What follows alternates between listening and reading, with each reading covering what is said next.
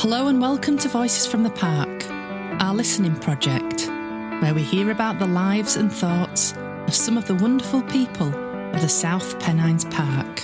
Today, we're listening to... Hello, my name is Kevin Coyne.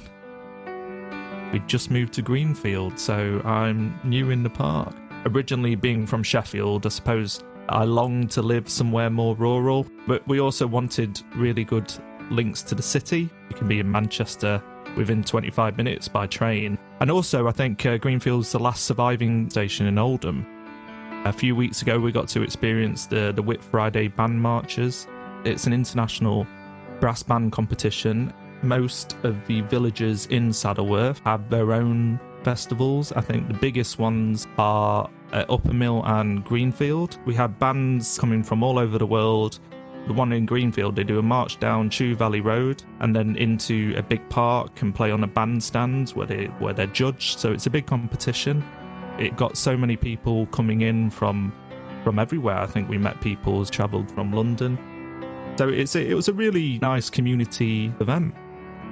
Recently, it's just all about exploring everywhere I can. I really enjoyed walking around Dovestones Reservoir and down the Huddersfield Narrow Canal, which is just down the road from me. I love feeding ducks, geese, swans, and of course the pigeons.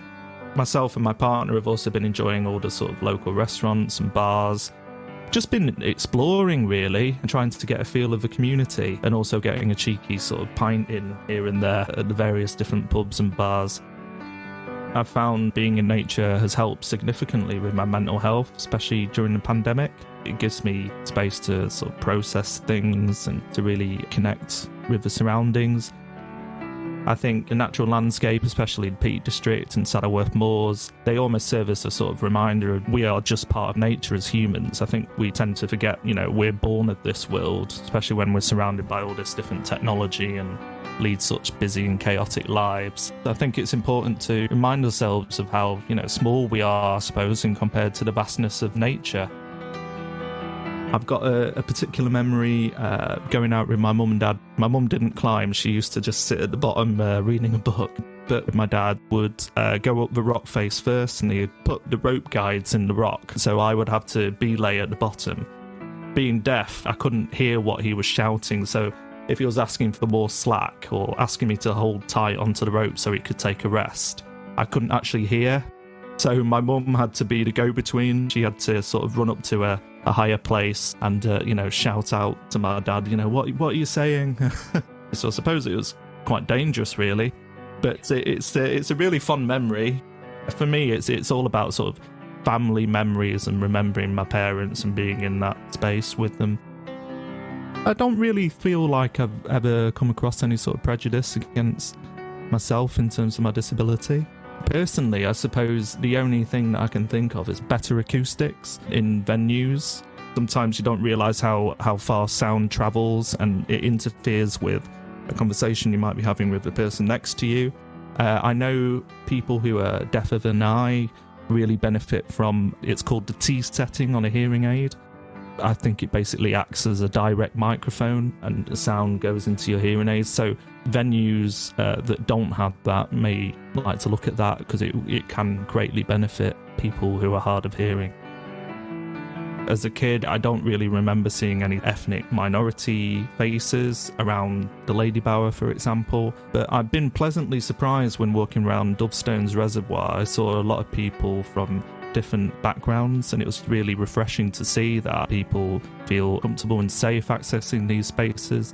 So I think that seems to have been done naturally. It's incredibly important to encourage everyone to come and to enjoy the benefits of being in such beautiful surroundings. I think it would greatly help everyone's mental health.